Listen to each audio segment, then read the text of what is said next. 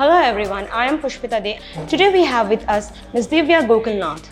She is the co-founder and the director of the Byjus.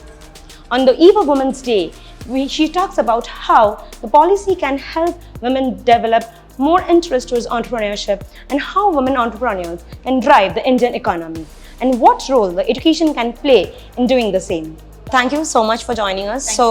We know that Women's Day is around the corner, and you being one of the most successful women entrepreneurs in India, on top of that you are involved in a section like education. So how do you think education can contribute more in a way to build more women entrepreneurs in India? First, I don't want a Women's Day, right? I want to aspire to a future where we don't have to do a special on Women's Day. Every day should be Women's Day and Man's Day. I stand for equality. So, the question you asked me is, how does education and women entrepreneurship come together, right? See, education, if you ask me, it's the most important passport to freedom for a woman in this country. Today, you can be anyone you want to be, provided you have education to back you, and especially if you're a girl. And I've seen that. What has really helped me is that I was fortunate enough to be raised by my parents, not as a boy or as a girl, but as a child. So it starts at home, and education is something that doesn't just happen at school. It also happens at home, from parents, from uncles, from aunts, from cousins, from people around you.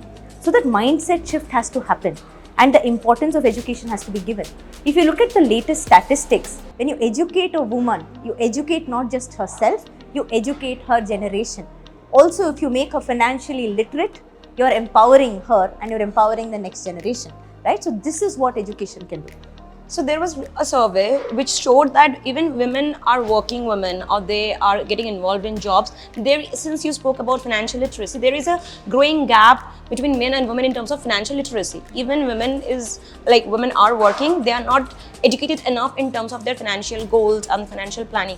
Why do you think that is happening when in a country like India, there are so many women entrepreneurs are coming up these days? So what is leading the just growing gap? I would say that it's actually moving towards closing that gap. Much more can be done. The reason is because nobody understands how important it is to have a woman have equal control of finances in the house. Because you give money to a woman, she will use it for her family for sure, right? She always puts them first.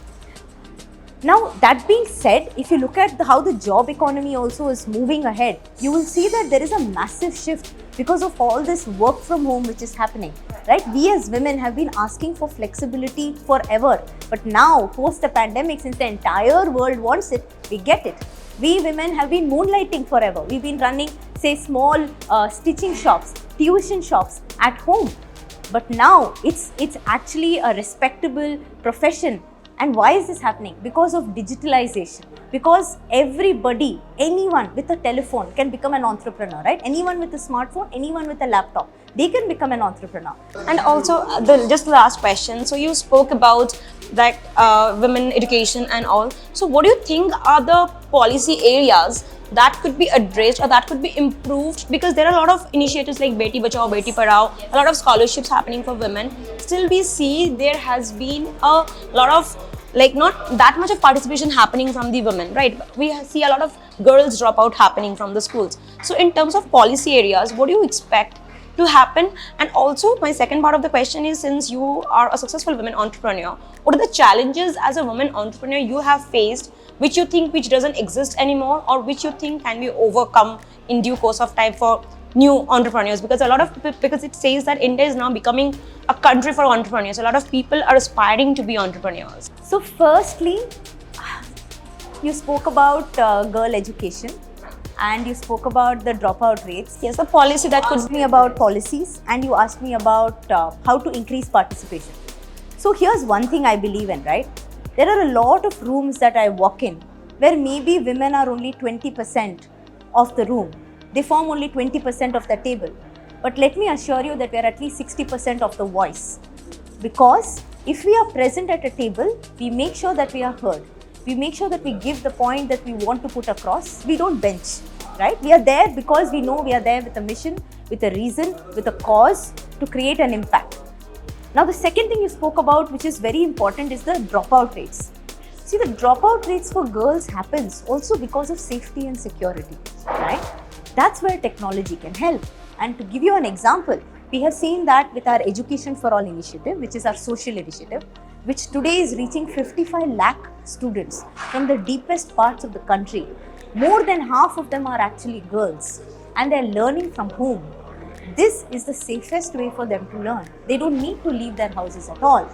They can choose or not to go out, but even mothers and fathers feel comfortable giving this to them because they know the child is learning, but also learning safely. So technology maybe can help in bridging that divide which is caused. And I would say that the digital empowerment or the digital tools can actually shatter the boundaries of the physical world. So maybe that can make it possible. Divya ma'am really gave us some insightful views on how education can help women drive more towards their dream and help achieve success.